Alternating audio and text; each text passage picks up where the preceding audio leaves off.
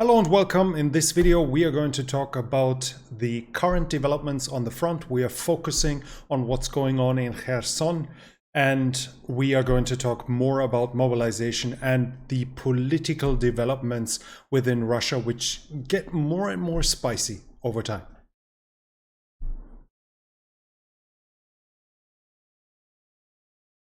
The British Ministry of Defense is saying the Russian losses in regards to helicopters, especially combat helicopters, is increasing. The losses are going up because Russian commanders are facing troublesome shortages in artillery ammunition. And they are calling up for combat helicopters, for attack helicopters like the Kamov 52. To make up for that loss in artillery. And this is allowing the Ukrainians to shoot down more of them in a fairly short time. The head of the GUR, that's the Ukrainian military intelligence, Major General Kyrylo Budanov, is saying the Russians only have 13% of their Iskander, 43% of their Caliber, and 45% of their KH-101 and KH-555 left. He's also saying the cruise missiles the Russians are using are fairly inaccurate.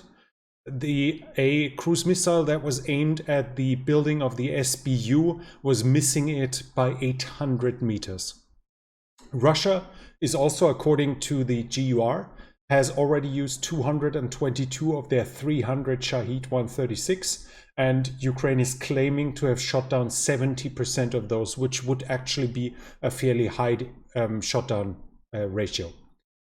There's still massive attacks against civilian infrastructure in Ukraine that are continuing, and now Bellingcat, the open source intelligence agency, you could probably call it, organization, has identified who is responsible for this, and you can see them here. Those are the faces of the persons that are doing the targeting when it hits civilians, so those can probably be charged in the future. You can see here they have identified the exact rank structure, the persons, their rank, everything. I will have that link with all the other links on the website. That is where you find the link in the description. You can find every one of the links I'm presenting to you in this video, usually an hour or two after the video is published on the website. Along the Eastern Front, we have another report, again, of a Russian attack towards Ternova, which is here. The Russians are attacking south over the border again. They have been repulsed. Again, this isn't the first time, and this isn't even the first attack on Ternova. It should be understood that this is a fixing action. So the Russians attack here to basically tell the Ukrainians, hey, we are still here. We are still a danger for you, and you better leave troops here to defend against our attacks. It should be understood as this because it forces the Ukrainians to not just leave troops here along the front line, but along the whole border with Russia and with Belarus as well, which means tens of thousands, realistically, soldiers are used up that can't be used in offensives or to defend like in places like the Donbass. Russians are still reporting attacks from the Ukrainians in the direction of Svatove and Kremina, more or less roughly along that front line here. The Russians say they defeated a Ukrainian attack on Kuzemivka, which is here, I think. So here. Of Ukrainian attacks heading eastwards towards Svatove and along the road down here. They reported they defeated a Ukrainian attack on Novovodiane, which is, I think it was here, exactly. And they said they stopped a Ukrainian attack on Chervonopopivka, which is here. So it's probably meant to be an attack in the direction of Chernopopivka. As it's fairly far from the expected front lines. And the reason for that is also that the Ukrainian side is reporting the liberation of several towns along the Serebets River, which is here. And some of the towns are in this region. So it's unlikely that they just liberated this and are already here along the road from Kremina to Svatove. The Ukrainian side is also saying that, Russians are saying Ukrainian attacks were also going west of Svatove, more or less along this line, and they've defeated it. Ukrainians are saying they defeated an attack in the direction of Liman, so it has to be understood the same like this here. In the direction is just somewhere heading that way. That doesn't mean the Russians are actually in front of the town yet, as much as it doesn't mean the Ukrainians are in front of this here. The Russians were also defeated, according to the Ukrainians, when they attacked Bilohorivka. And south of that, we have the usual reports of attacks, of Russian attacks between Spirne, which is here, down to Marinka, which is down here. This time, we have interesting news, though. In this context, there's some development. First of all, Prigozhin, which is the founder of the Wagner PMC group, is saying he's admitted that his people only advance 100 to 200 meters a day. And surprisingly enough, that he claims this is normal for modern warfare, which is not the case. And again, his 100 to 200 meters is probably his description of a good day, because 100 to 200 meters would add up, obviously, to like a kilometer a week, more or less. And that is not the truth that we see here. Their advance is far slower than this. What we have now is, though, that the Ukrainians managed to achieve a counterattack. They have conquered outskirts of Bakhmut. There's, I think this here is supposed to be a concrete work that is geolocated somewhere along the eastern bank here. And according to the pro-Ukrainian reports, it took the Russians weeks to conquer it. And one single counterattack from the Ukrainians threw them out, basically to say the Ukrainians are so much stronger there. This should always be taken with some understanding that obviously the intention of those commenting in this way is to make the Ukrainians look better and the Russians to look worse in general.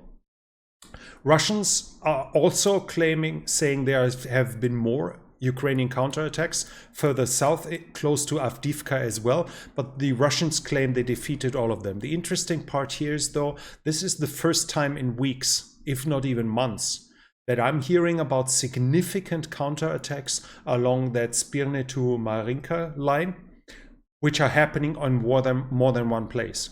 So there seems to be some movement by the Ukrainians. Maybe they are about to take over the initiative on that front line as well. It's probably too early to tell that yet, but it's definitely remarkable, at least in the reporting, that there is more offensive activity by the Ukrainians than it has been before. We always have to say here too, to be aware that there might just have been under-reporting and now it might be over-reporting of Ukrainian offensive activities.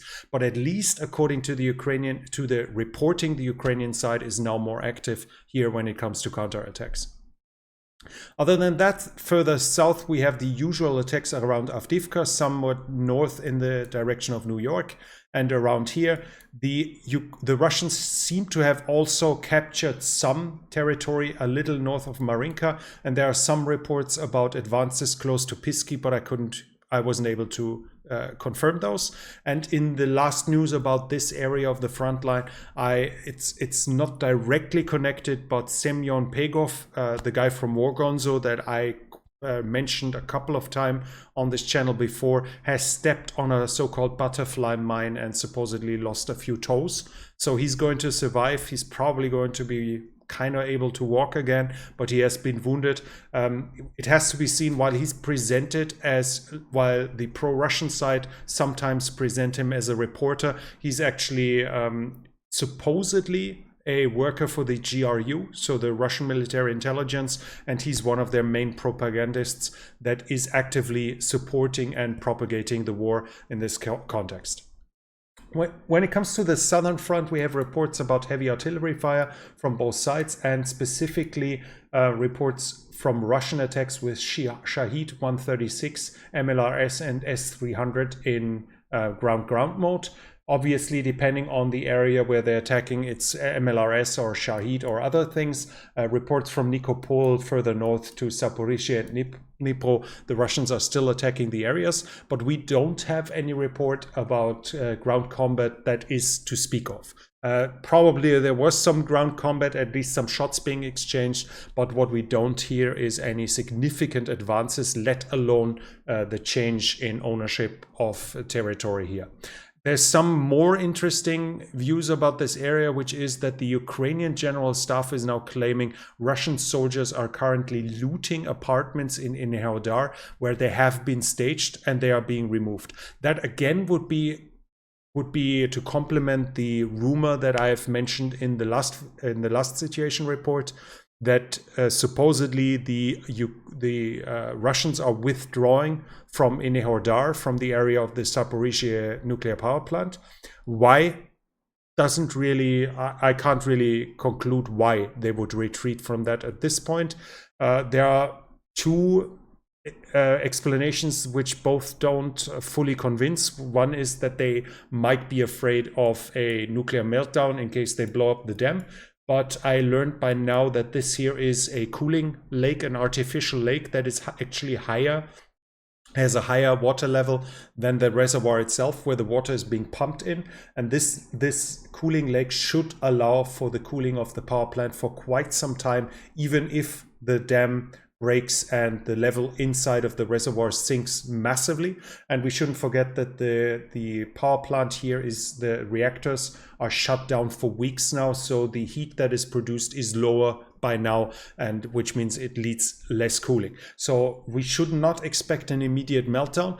I am not capable of saying it's impossible that it's going to melt, that there might be a meltdown in case the reservoir is emptied. That's out of my competence, but what I can say is that the risk is definitely less dramatic than it might have appeared in the first case. So that they withdraw because of a close, because it's about to be a nuclear meltdown there, doesn't seem to make sense. And the other idea would be that they need the forces somewhere else, but the power plant there, the nuclear power plant, is one of their main prizes of the whole area. So giving it up now, evacuating it, doesn't seem to make too much sense as well. So I cannot really explain to you why they supposedly withdraw there. We also don't know if every single one of the soldiers there is withdrawing, which seems highly unlikely.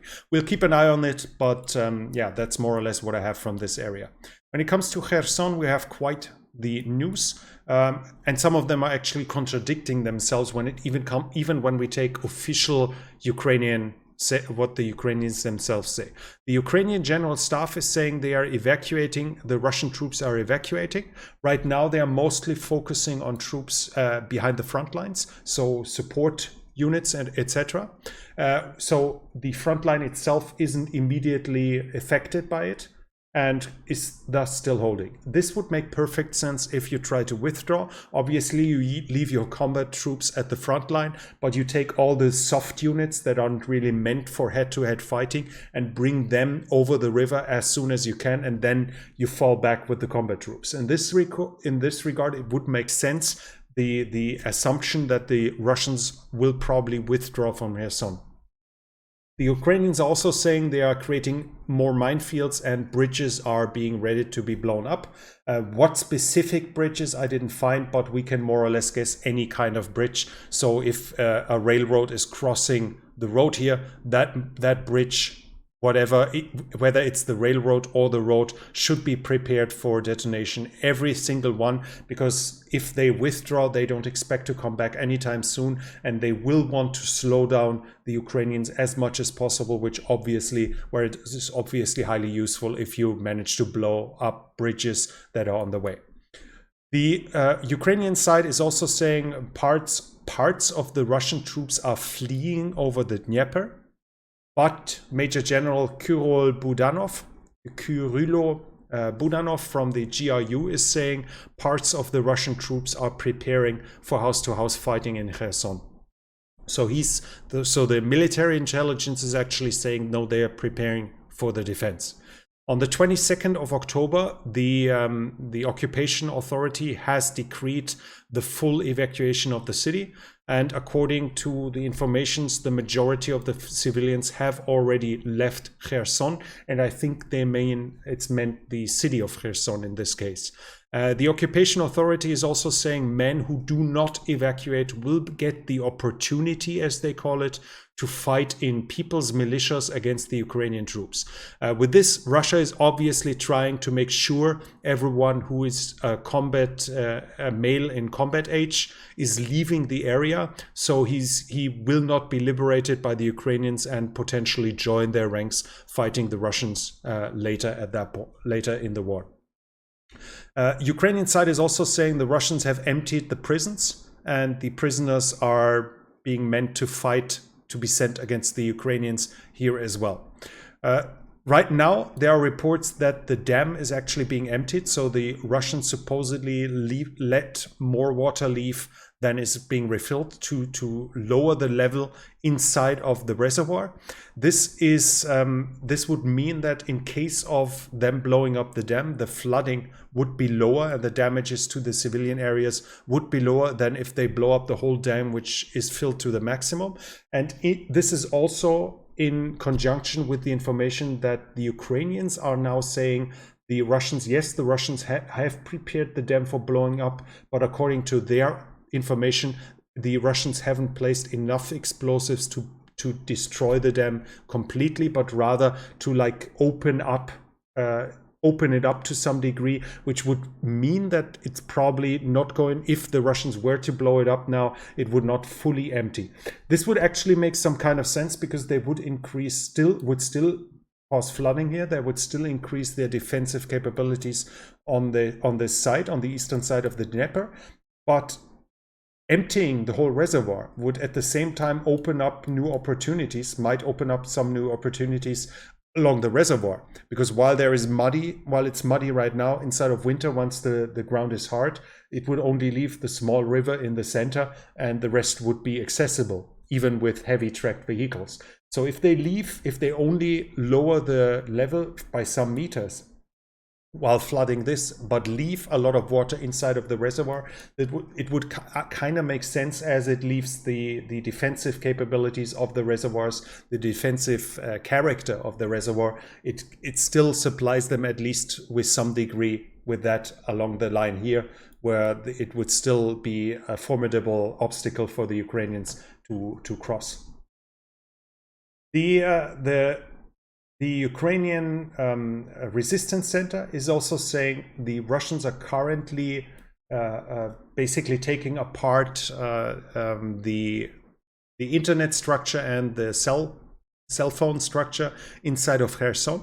It is assumed that this is being done to make it harder for the civilian population to communicate with the Ukrainian army, where the Ukrainian armed forces in the past have said they have received hundreds of thousands of informations from civilians. I think they even have a special app which you can use to send informations where Russian troops are at the same time. But obviously to use that, you need some kind of cell phone or internet network to send the information. And this right now would be an indication that the Russians try to make sure that Ukrainian civilians that remain in Kherson will not be able to tell the Ukrainian armed forces, for instance, where the strong points of the Russians are, how many are there, etc., etc.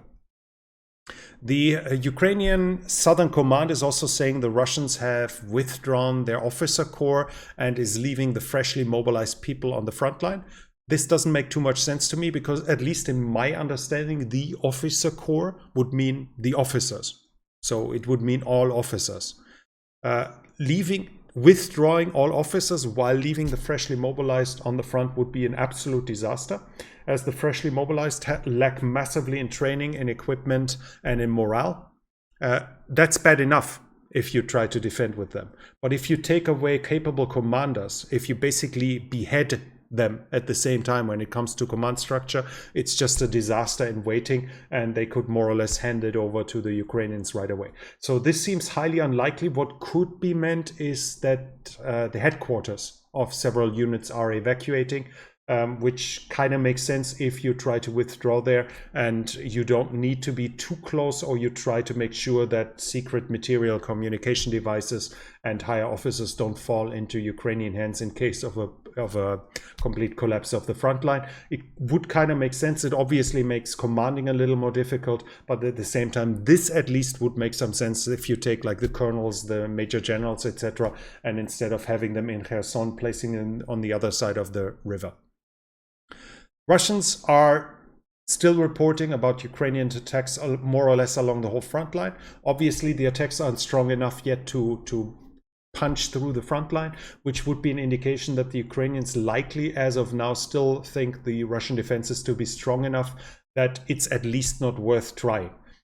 If the situation is as it seems to be, that the Russians are drawing down their forces and that they are probably having trouble defending, then a strong enough push might be able to collapse the front line. But if the Ukrainians are still considering the Russian forces to be strong enough to stop them, it's not worth risking the losses that will occur when trying. So what we can see now is probably the Ukrainians waiting a little more until the forces draw down further before they try serious attacks again. Those attacks that are being reported are probably more probing attacks, recon attacks, to find out how strong the defenses on the front line still are before the Ukrainians do the real serious push with mechanized forces, of which they obviously only have limited amounts. So risking them in the attempt for a breakthrough has to be well considered, has to be well thought through. If we summarize now the situation, this here seems it seems unclear. The Ukrainians are contradicting themselves. Some more or less say that some institutions, some of their publications, their press secretaries, press offices are saying the Russians are withdrawing. The GUR, the military intelligence, are saying they are preparing the defense. I've said in the past here, it can make sense to defend even if you have high losses when you deny a certain area to the enemy. If you suffer heavy losses, but your enemy can't use a specific point for weeks or for months, that can be worth it, even though it might sound cynical to sacrifice soldiers for a lost cause. But gaining time is not a lost cause in itself. We have seen that in Mariupol, where I certainly can't say for sure that it was intended to be a last stand, but the fact that it turned into a last stand made the Ukrainian defenders with roughly around 3,000 men at that point, to fix 4 times their number around themselves. At some point they had around 12,000 Russian troops that were pressuring them, that were not able to attack anywhere else. So those 3,000 men were able to take out 12,000 Russian soldiers out of the fight for weeks, yes, for even months. And this allowed the other parts of the front to stabilize and to get stronger, and maybe helped overall in the war, even though it did lose them 3,000 soldiers in the end. And it obviously also blocked big parts of the transport structure through Mariupol, of the transport hub of Mariupol. So whether the Russians are trying something here the same way is obviously not something I can really predict at this point. But Kherson here is in a special situation, as it seems to me still fairly unlikely that the Ukrainians will be able to follow the Russians over the river. It seems more or less likely that they will stay on their side of the river. And if we zoom in here a little, we see that the town, that Kherson, is more or less starting here. And when we measure the distance, we see that this is more or less 15 to 16 kilometers of distance along the riverbank, where the urban center of Kherson is spreading. So should the Russians decide to fix Ukrainian troops there, so they can't go over the river, they can't redeploy to another situation, it might actually be worth it, especially as house-to-house fighting doesn't require them to urgently leave heavy weaponry there. Obviously, heavy weaponry is always of use, even in urban combat. but light infantry forces only with mortars, machine guns, shoulder-fired anti-tank weapons will still be able to fight long and hard to cause serious losses. And as the situation is here that the whole city is spread for a long distance along the river, it might even offer an opportunity for the manpower to evacuate after a long protracted fight inside of the city, as they would only leave behind light equipment, not heavy tank units, if those units are withdrawn at that point. So if the Russian can gain forces that have the cohesion and the fighting power, it might actually be worth for them intending to do house-to-house fighting in Kherson, even though they don't have a real chance of winning that battle, by simply by the fact that they could gain time, weeks, maybe a month, maybe even 2 months, in slow house-to-house fighting, while at the same time they still have the opportunity to evacuate their troops, or at least big parts of them, if they don't get overrun right along the river. If they just get slowly pushed closer, they still have a chance to cross it with small motorboats or anything like this, as they won't have to evacuate tanks, artillery pieces, or something like this. So we will see if the Russians are actually intending for this, but if they decide fixing Ukrainian troops here is worth it, then we might very well see it, and it would kind of make sense in the context of them gaining time. When we see about the Donbass here, we have the usual attacks here. We will talk later about it. They might actually be mostly politically motivated, no more militarily at that point. And but what is remarkable is that the supposed maybe increase in Ukrainian counterattacks here, which might show us a shift, the first signs of a shift of the initiative along this front line here as well. And we see the Ukrainians conquering and liberating more territory here along the Luhansk Oblast border. It shows us that the Ukrainians have the initiative. While there are still Russian counterattacks, the Ukrainians are slowly pushing them back, but we see the initiative here, even though we don't see rapid advances at this very moment. This was it more or less for the front line here. We have more information from the Crimea. We have now news that the local authorities have decreed that taking pictures, making videos of military equipment and troop transports is now illegal, as well as the publication of where troops are. So if you live somewhere here and you posted that there are troops crossing through, that some soldiers have now taken place here, you will be criminally prosecuted in this case. The next thing we have are 2 videos from repair work along the Crimean Bridge. As I've said before, this is not really my field of expertise, but maybe we'll have some people who have the expertise and who can explain to us in the comment section what they can read out of the damages, out of the structure of the bridges, of the repair works, etc., when it comes to the quality of the building or how long it might take. As said, unfortunately, not really my field of expertise. We have the second video here as well. And I'll take a quick zip, I think, because there's not really a need for me to comment on it, just to fill the air with some noise from myself. As I said, I'm showing this to you to see that we can see how much the bridge is actually usable right now. And we can see how intensive the repair works are, but that unfortunately I'm not capable of saying that this means it's going to be taken out for this and this much longer or something like this. You see that there's welding work, you see that pieces, those seem to be cut out and being removed and put on a barge, but again, like not my field of expertise, unfortunately. When it comes to the mobilization, we now have interesting news. As far as I understand, this is an opposition publication which has calculated, according to the marriage data, how high the mobilization actually is. So usually marriages, according to these informations here, have to be registered a month before they actually happen. But within the mobilization, people who are mobilized can marry on the very next day.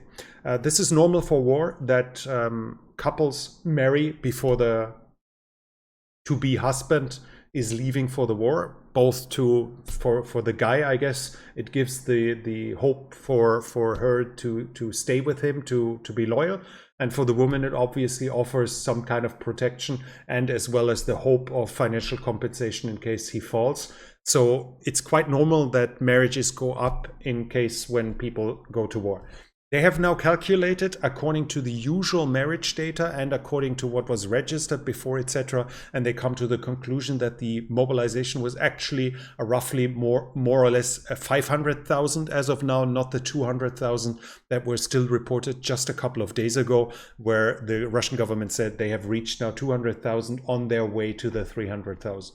Obviously, this is nothing I can really comment on and take it as a proof. It's just a hint that it might be actually a lot more, like we've heard from the opposition before. Again, here you will also find that link to this Twitter feed with the information for yourself on the website after the video is published. In Krasnodar, we now have reports that the government is already, this is here, that the government is already creating fresh lists with people that are getting registered to be prepared for future mobilizations, that those will get faster. So at least there, the local government is expecting the mobilizations to continue even after the partial mobilization that was announced by the Russian government is finished. In St. Petersburg and Moscow, we hear rumors that there is a wide-scale falsifying of documents to be able to continue the mobilization with people that are usually would be not considered capable of it, not be eligible for the mobilization.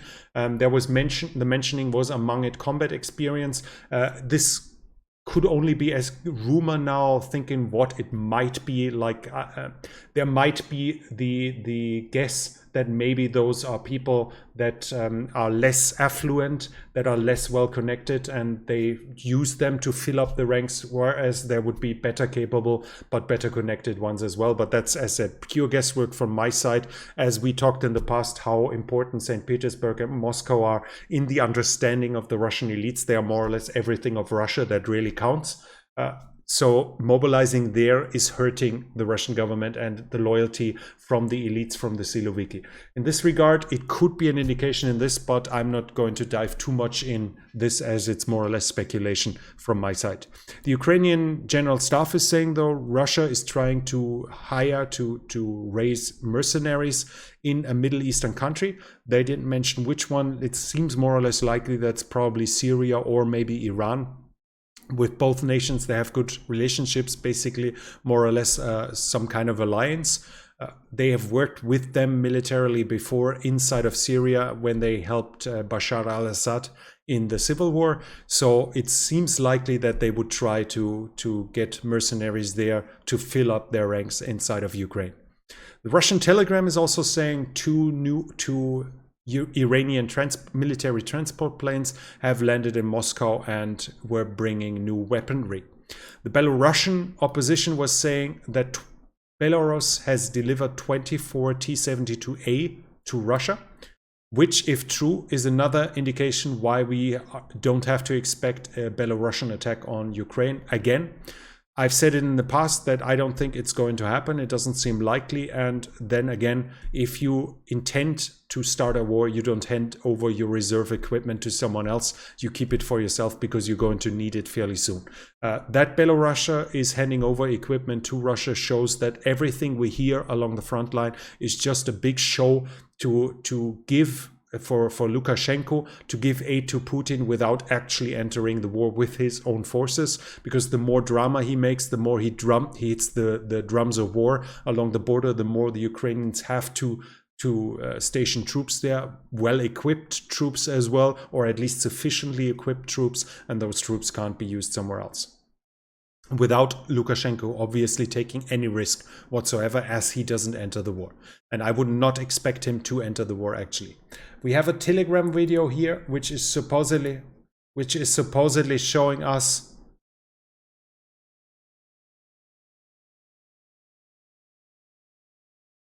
So this video supposedly is showing Russian officers hitting a mobilized man for the crime of having prayed. It's a Muslim That's at least what's being spread. It's a Muslim mobilized man that dared to pray and was beaten up and insulted for this. If it's true, and the pro-Russian Telegram is denying, it's claiming it is false, which might very well be possible. But if it's true, it would be another indication of the problems when it comes to ethnicity and to religious conflicts within the Russian armed forces that are being that are causing problems now, and that are getting bigger and bigger by the fact that the Russian government decides to focus its mobilization on ethnic minorities without proportion. As I said in the past, as I made a video about it, that it will cause the troubles that will overshadow the future relations of those minorities with the ethnic Russian majority in the future, and will cause damage to the loyalties of those minorities as well. The Ukrainian General Staff is also saying what this channel also reported weeks, if not months ago, that the mobilization has big troubles by the fact that its trainers are gone. This channel and the German, when in the Q&A it was questioned what the mobilization would change, I always mentioned that one big issue is that we had reports, I think from April, maybe May, that Russia was using its training units, its trainers, to put them into combat units and to basically use them on the front line where obviously they were suffering losses. But if you use trainers for combat, who is going to train people that need training? And that was obviously obvious from the beginning, that the short-term gain in having some additional combat power with using trainers on frontline units will cause long-term problems. And now the Ukrainian General Staff is saying that very thing, that the mobilized people have trouble getting trained because there's nobody competent to actually train them. We also have news that are not fully confirmed from my side yet, that supposedly the subway system in Moscow is suffering from the mobilization because so many of their staff was mobilized. I can't really say which one, whether it was, the translation I read was mechanics. I'm not sure if that's some kind of Ukrainian or Russian word for conductor, but it might be the subway driver, it might be the guy who does the maintenance, whatever. But they, at least the mentioning is that the subways are now driving less. And from Voronezh, we have that same information when it comes to, you see it here, Voronezh, when it comes to the bus system. There we have the confirmation by the Voronezh government that buses are actually driving less because bus drivers have been mobilized. So we see here again that the mobilization has been fairly chaotic, that critical infrastructure is being weakened, and with the subway system working less, with bus system working less, obviously people might take more time to go to work, have less work efficiency, etc., which will harm Russia in the long term by having mobilized the wrong people. This is obviously not everything. We have the messages, the news are continuously coming in of mobilized soldiers on the front line that didn't receive any training or any training to speak of, that people were mobilized who should not be mobilized by legal measures. For instance, there was a report about a guy, father of 3 children.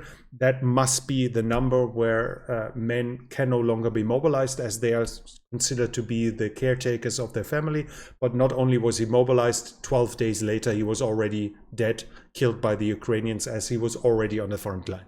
Also, we have further reports of deserting mobilized soldiers and of others who refuse to fight. It's always a little hard to find to what degree this is propaganda, but that the morale is fairly low and that this leads to desertion, and this will lead to cases of refusal of orders is fairly likely, and thus shouldn't be surprising, too much surprising to us.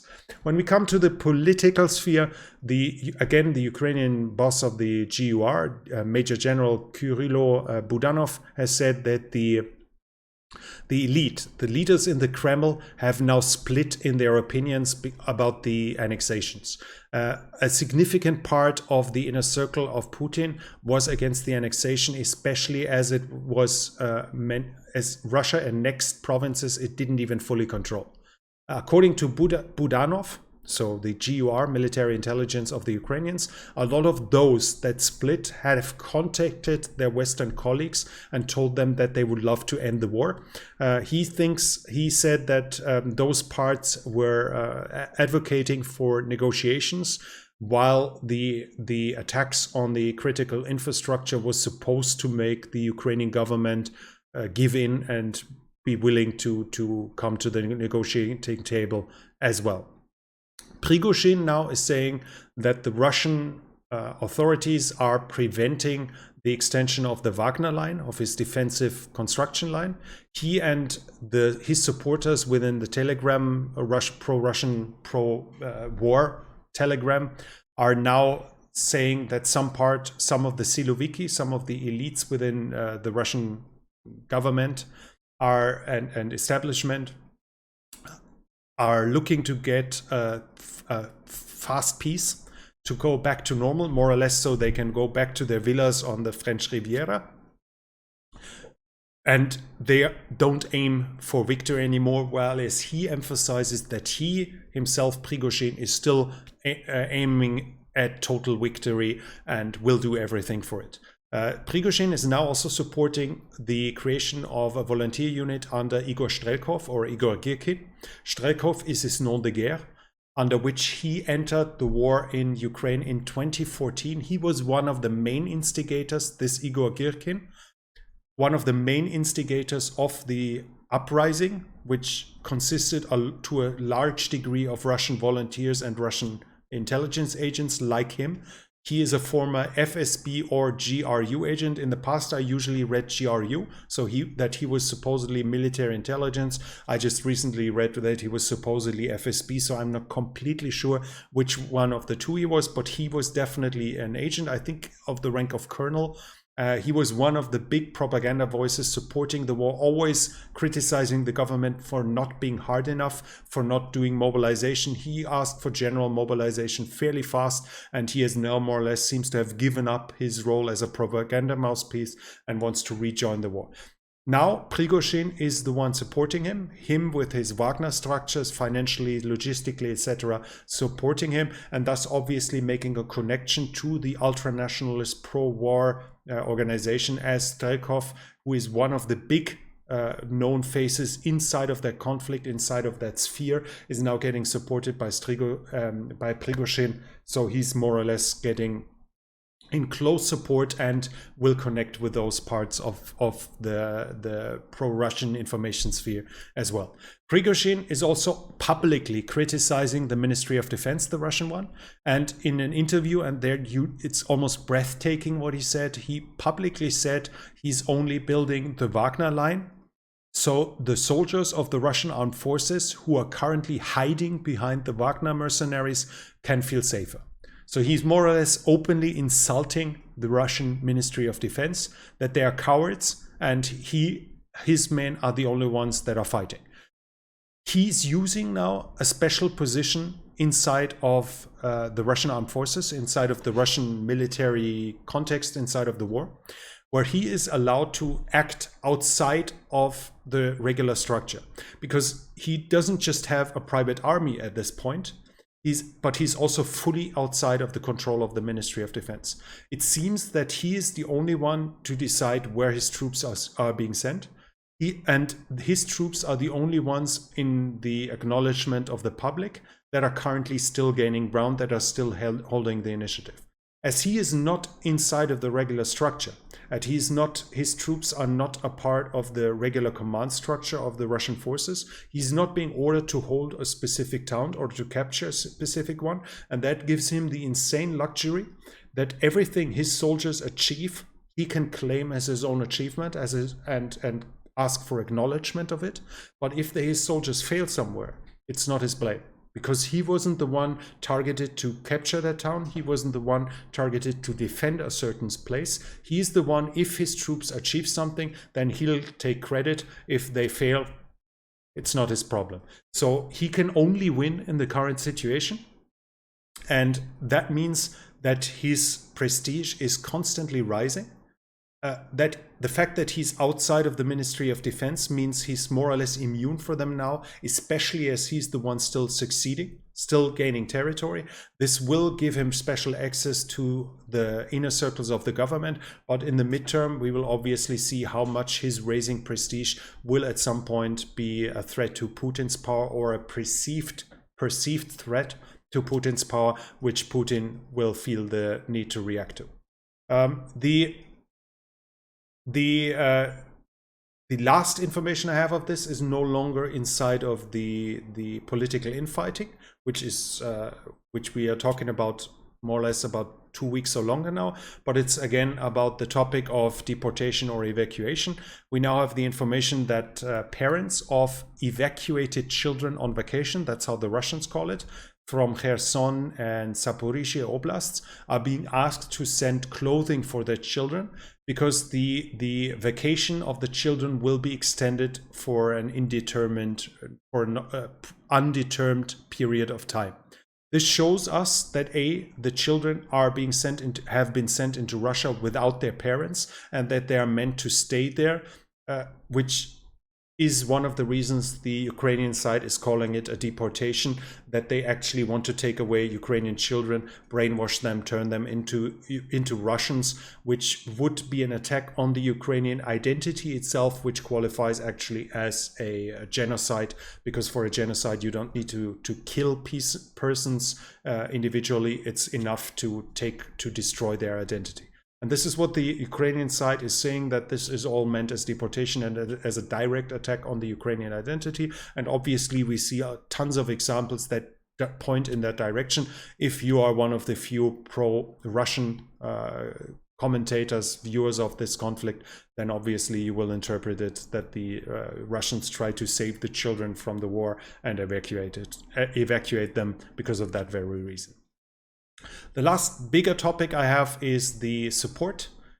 We have now messages that the Russian Red Cross is raising money for the Russian soldiers. This should be a clear violation of international agreements, and it should be, at least in my expectation, it should mean that the Russian section of the International Committee of the Red Cross should be expelled from it. We will have to see if that is true, and how the International Committee of the Red Cross is reacting. I can't say that it's a war crime yet. I know that most nations have acknowledged the Red Cross, the Red Crescent, and as like protected from conflict. Those signs are like giving special protection. Whether collecting money for war participants is already a violation and a war crime, constitutes a war crime in itself, I can't really say. But I would expect at least the International Committee of the Red Cross to act in this regard and probably throw out their Russian section, which I don't think has ever happened before, but I might be wrong in this regard. The Israeli defense minister has had a phone call with his Ukrainian colleague, and he says, I'm sorry, there's not going to be any Israeli weapons for Ukraine. This should not surprise anyone, because while Israel surely has sympathies with Ukraine, especially now as Ukraine is being pummeled with Iranian weapons, Israel can't afford to become an enemy of Russia. Russia has still big influence in the Middle East, especially in Iran, in Iraq, in Syria. It's one of the big sources for weaponry in the region. If Israel is being seen as an arch enemy of Russia, which it would be if it helps Ukraine in this struggle, Russia would be an enemy for Israel for decades to come, and Israel has no way of affording this unless they believe Russia is more or less winking out of existence. This war will end with the end of Russia and of any Russian influence in the Middle East itself. As Russia will likely be weaker after this conflict, but will probably not fall apart just yet, and will probably not have lost all of its influence in the Middle East. Israel simply can't afford to take sides here against the Russians.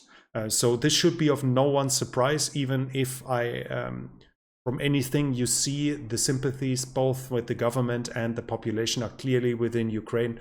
The reality of geopolitics simply doesn't allow Israel to clearly take sides.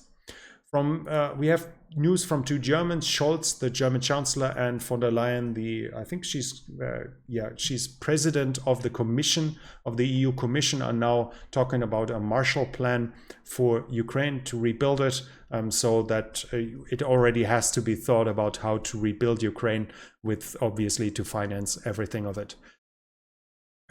We now have news here. This is that the pro-Putin, that supposedly there are some pro-Putin Republicans. We've heard in the past that from the Republican side that they said Ukraine is not going to get a blank check once they are in control of the Congress.